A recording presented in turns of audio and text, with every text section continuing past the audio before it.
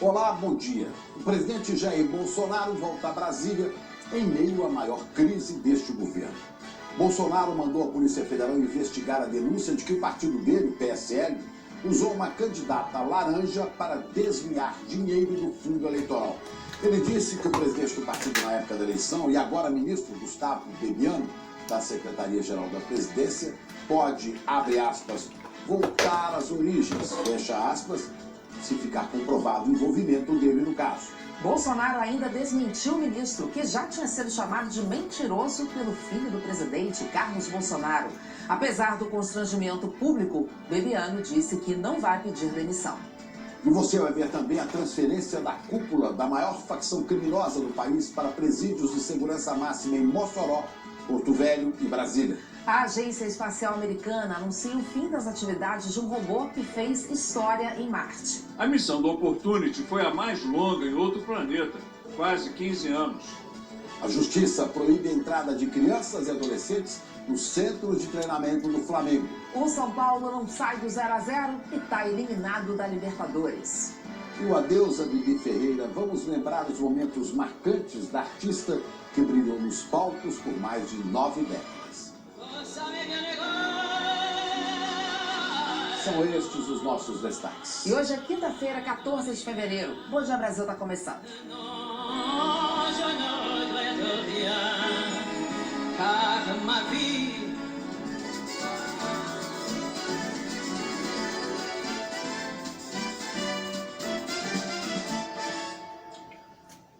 Bom Dia Brasil começa falando de política. O presidente Jair Bolsonaro enfrenta a maior crise deste governo. No centro do desgaste está a denúncia de que o PSL teria usado uma candidata laranja nas eleições. O presidente mandou a Polícia Federal investigar esse caso e apurar se há envolvimento de Gustavo Bebiano, que era presidente do partido na época e hoje é ministro da Secretaria-Geral da Presidência. E todo esse desgaste foi impulsionado por um dos filhos do presidente usando as redes sociais. Vamos entender melhor os detalhes de tudo que está acontecendo. Indo direto lá para Brasília com a Juliana Morrone. Bom dia, Juliana. Oi, Ana, bom dia, Chico, bom dia a todos. Olha, Ana, tudo começou quando o filho Carlos Bolsonaro acusou o ministro Gustavo Bebiano de mentir, ao dizer que tinha falado 3 vezes com Jair Bolsonaro quando ainda estava internado no hospital. Para comprovar a mentira, o filho, Carlos, divulgou até um áudio do pai dizendo que naquele momento estava complicado falar com Bebiano. Quando o avião presidencial pousou em Brasília, pouco depois das 2 da tarde, a turbulência política já tinha começado. Horas antes, um dos filhos do presidente, Carlos Bolsonaro, que é vereador no Rio de Janeiro, chamou de mentiroso o ministro da Secretaria-Geral da Presidência, Gustavo Bebiano, que foi alvo de denúncia publicada pela Folha de São Paulo no fim de semana. A reportagem mostrou que o PSL, partido de Bolsonaro, deu R$400 mil para a candidata laranja em Pernambuco. De acordo com a reportagem, o grupo do atual presidente do PSL, Luciano Bivar, criou uma candidata laranja na eleição de 2018. Segundo a reportagem, Maria de Lourdes Paixão, de 68 anos, que oficialmente concorreu a deputada federal e teve apenas 274 votos, foi a terceira maior beneficiada com a verba do PSL. O dinheiro do fundo partidário foi enviado pela direção da sigla, segundo o jornal. Na época, o hoje ministro da Secretaria-Geral da Presidência, Gustavo Bebiano, era o presidente do partido. Essa denúncia fez surgir rumores de que Bebiano poderia ser demitido do cargo.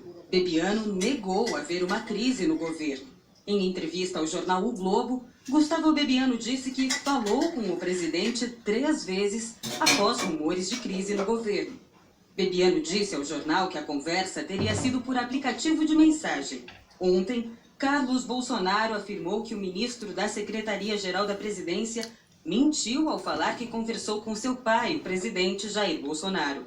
Carlos Bolsonaro contou que passou 24 horas ao lado do pai na terça-feira e chegou a divulgar um áudio em que Jair Bolsonaro se recusa a falar com o ministro Gustavo Bebiano. O Gustavo, tá complicado eu conversar ainda, então não vou falar com ninguém, a não ser estritamente o essencial. E estou em fase final aqui de exames para possível baixa hoje, tá ok? Boa sorte aí. No início da noite, o ministro-chefe da Casa Civil, Onyx Lorenzoni, saiu em defesa de Gustavo Bebiano. Ajustes nas relações são normais. Nós temos 40 dias de governo. O presidente desses 40 dias, quase 20 hospitalizados, ele tem que ter paciência, a gente tem que ir com calma. O ministro Gustavo Bebiano é uma pessoa super dedicada ao projeto, é um homem sério, responsável, correto. Eu acho que essas coisas são naturais num processo que está iniciando. Onyx deu essa declaração logo depois de se reunir com o presidente Jair Bolsonaro no Palácio da Alvorada. Pouco depois, o próprio presidente republicou a mensagem do filho, reforçando que não conversou com Bebiano. Numa entrevista à TV Record, gravada mais cedo, o presidente Jair Bolsonaro disse que mandou a Polícia Federal investigar o caso da candidata do PSL e que, se ficar comprovado o envolvimento do ministro Gustavo Bebiano, abre aspas, lamentavelmente, o destino não pode ser outro a não ser voltar às suas origens. Fecha aspas.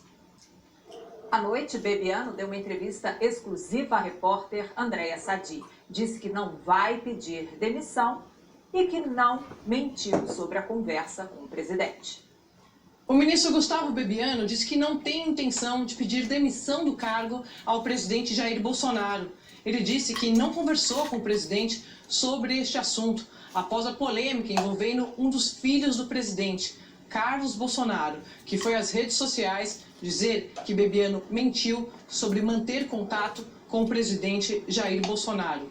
Bebiano, em entrevista à TV Globo, voltou a dizer que não mentiu e manteve-se em conversa por meio de aplicativos com o presidente Jair Bolsonaro. Sobre as críticas públicas de Carlos Bolsonaro, Bebiano afirmou que ele não é homem de falar pelas redes sociais e que lamenta essa discussão de forma pública exatamente pelas redes sociais. Essa não é a primeira vez que o senhor e o filho do presidente se estranham. A que se deve isso? André, essa pergunta tem que ser feita a ele. Da minha parte, eu sempre semeei a paz, a concórdia.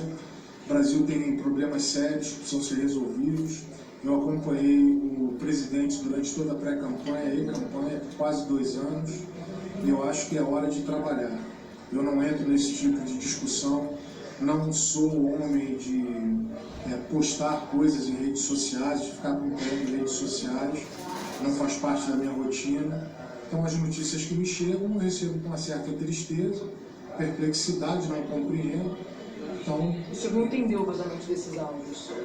Eu não entendo. Enquanto ministro de Estado, eu vou manter a minha postura, a liturgia inerente à função, e não comento esse tipo de coisa. Ele disse que o senhor estava mentindo, o senhor estava mentindo? Não, André, eu mantive contatos com o presidente, como eu já disse. Tratamos de um assunto institucional e de um outro assunto relacionado à viagem que seria feita ao Pará. E essa viagem foi adiada por conta do pedido do presidente, que foi feito ontem. Então, contato houve troca de mensagem por WhatsApp, alguns poucos áudios. Foi isso que aconteceu. O senhor agora aguarda o presidente, é isso? Aguardo o presidente. O senhor tem a intenção, diante desse desgaste, de deixar o cargo de se demitir? Não tenho essa intenção, porque não fiz nada de errado. Meu trabalho continua sendo benefício do Brasil. O presidente, se entender que eu não devo mais continuar, ele certamente vai me comunicar. Bebiano também falou à TV Globo sobre a acusação de que o PSL, partido do presidente Bolsonaro e que foi comandado por ele, Bebiano, teria repassado R$400 mil a uma candidata em Pernambuco que teve cerca de 200 votos em 2018. Ele disse que a responsabilidade por esse repasse é do diretório estadual do partido. O senhor de fato liberou esse dinheiro? O que o senhor tem a dizer sobre isso? André, é humanamente impossível para uma pessoa adivinhar, saber. Foi uma eleição majoritária e proporcional. Então nós tivemos milhares de deputados estaduais, candidatos a deputados estaduais, candidatos a deputado federal, senadores, governadores. Então é humanamente impossível num país como o Brasil, de Brasília, eu saber se determinado candidato do Amazonas, do Rio Grande do Sul, do Acre, do Piauí, do Maranhão, de Pernambuco, tem condições de eleição ou não. Então, até sob o ponto de vista legal e até de acordo com o estatuto do PSL, quem monta a chapa são as executivas estaduais. Então, a montagem de chapa é uma responsabilidade de cada estado, de cada diretório estadual. E assim foi feito pelo Brasil. A situação de Gustavo Bebiano foi tema nos bastidores do Palácio do Planalto durante toda esta quarta-feira. Agora, Bebiano aguarda uma conversa com o presidente para definir o seu futuro no governo. A Polícia Civil de Pernambuco abriu uma apuração sobre a denúncia da candidatura de Maria de Lourdes Paixão. A Procuradoria Regional Eleitoral propôs uma ação de impugnação da candidatura. A candidata já foi intimada a prestar depoimento na Superintendência da Polícia Federal no Recife e essa é uma fase de coleta de informações preliminares. De acordo com a Polícia Federal, ainda não há um inquérito aberto. Ana, Chico, bom dia, Miriam. Bom dia. Miriam Leitão já está aqui conosco, a gente continua a falar dessa crise. Miriam, quem está no centro deste desgaste todo não é um ministro qualquer, né? Pois é, isso é importante saber, porque é uma crise no coração do governo. Porque o ministro Gustavo Bebiano fez parte desde o início, como ele estava dizendo, desde a pré-campanha. Um grupo muito pequenininho e o ministro fazia parte, ele era um faz-tudo, depois ele foi o coordenador da campanha. A mulher dele ajudou de forma voluntária na área da comunicação, a Renata Bebiano. Então, eles sempre foram aquele grupo bem pequenininho que começou tudo e que ficou até o final com o então candidato, agora presidente Jair Bolsonaro. Então, faz parte desse coração do governo. A segunda coisa é que, do que ele está sendo acusado? O que provocou toda essa confusão? Provocou uma acusação de uma prática da velha política, exatamente aquela velha política que o presidente Jair Bolsonaro, durante a campanha, disse que enfrentaria e acabaria com isso. A velha política sempre fez isso do qual está se falando agora. Candidata à laranja, desvio de dinheiro do fundo eleitoral e fundo partidário. E quando você vai saber como ela usou esse dinheiro numa gráfica que não existe, que não está no endereço. Exatamente aquele enredo que o Brasil se acostumou tanto a ver na política brasileira, infelizmente. Agora, Miriam, além de tudo isso que está sendo investigado, eu queria que você comentasse mais um detalhe relevante aí dessa crise toda, que é onde que ela começou com um comentário em redes sociais, feitos por Carlos Bolsonaro, um dos filhos do presidente Jair Bolsonaro, que sequer faz parte do governo. Isso é super relevante, e torna, portanto, essa crise uma crise de grandes proporções. Porque o tempo todo se discute qual vai ser o papel dos filhos do presidente na presidência. E há uma preocupação muito grande entre aliados, entre os militares e parte do governo, sobre o papel dos filhos. No caso, Carlos Bolsonaro tem um estilo muito agressivo. Ele é apenas vereador do Rio de Janeiro. Ele não é integrante do Palácio do Planalto, mas ele passa o tempo todo interferindo nas questões do Palácio do Planalto. Inclusive, um dos seus primos, sobrinho da primeira mulher de Jair Bolsonaro, trabalha no Palácio do Planalto, está sempre lá informando a ele tudo que se passa, apesar de não ter cargo oficial dentro do governo. Então, todas essas informalidades aumentam a gravidade da crise. Os filhos do Bolsonaro e a sua relação com o governo tem sido, desde o primeiro momento, um ponto de interrogação e um ponto de preocupação. No caso, ele usou, como sempre, palavras muito fortes, muito pesadas. Ele não mediu as palavras para provocar essa crise. Vamos lembrar que essa crise acontece exatamente quando tem que começar a discutir a reforma da Previdência. Não é isso, Felipe? Obrigada, Miriam. Até amanhã. O ex-governador do Paraná, Beto Richa, do PSDB, virou réu mais uma vez na ação da Lava Jato que investiga o recebimento de propina em contratos com empresas de pedágios do Estado. Dessa vez, a Justiça Federal aceitou a denúncia por lavagem de dinheiro. Também viraram réus nessa ação a mulher de Beto Richa, Fernanda Richa, um dos filhos dele, André Richa, Você vê aí a imagem e o contador da família, Dirceu Pupo. Os procuradores afirmam na denúncia que houve lavagem de dinheiro na compra de um terreno num condomínio em Curitiba. Beto Richa já era réu por corrupção e organização criminosa nessa mesma investigação. Os advogados de Fernanda Richa afirmaram que a denúncia é injusta e um excesso de acusação e que Fernanda não cometeu qualquer ilegalidade. A defesa de Beto Richa e André Richa diz que só vai se manifestar no processo. Dirceu Pupo também não quis se manifestar. E ontem à noite terminou a transferência de 22 presos de uma facção criminosa para presídios federais, eles que estavam no estado de São Paulo. E a partir de agora, esses presídios vão ter regras mais rigorosas, né, Juliana? Chico, e olha, essa operação foi grande, viu, para isolar chefes de facções e enfraquecer grupos criminosos. No fim da noite, a última leva de presos chegou de helicóptero à Penitenciária Federal de Mossoró, no Rio Grande do Norte. Outro grupo desembarcou no fim da tarde em Porto Velho e foi levado para o Presídio de Segurança Máxima. É onde vai ficar Marco Williams Erbas Camacho, o Marcola, apontado como chefe da quadrilha. Outra parte da facção criminosa ficou em Brasília. Um mega esquema de escolta acompanhou o transporte até o presídio da Papuda ontem à tarde. Em todos os presídios, as celas são individuais. As transferências foram pedidas pelo Ministério Público de São Paulo e determinadas pela Justiça Estadual. Investigadores descobriram um plano para libertar os chefes da maior facção criminosa do país. Segundo o Ministério Público, os criminosos usariam carros blindados, inclusive helicópteros e aviões, que se aproximariam da unidade prisional e atacariam usando dezenas de fuzis calibre .50, além de lança-foguetes, granadas e explosivos de alto poder de destruição. A partir da descoberta desse plano, o governo de São Paulo reforçou a segurança em torno das cadeias da região oeste do estado, mas não inibiu os criminosos. Câmeras de segurança flagraram drones do crime organizado sobrevoando duas penitenciárias de segurança máxima. De acordo com os policiais, a facção também tinha um plano para matar o promotor Lincoln Gaquia, que assinou o pedido de transferência dos presos. Os traficantes fazem parte da cúpula da organização criminosa que age dentro e fora dos presídios e tem ramificações internacionais. Foi esse grupo que, em 2006, comandou de dentro das cadeias rebeliões em presídios e ataques nas ruas e as forças de segurança de São Paulo.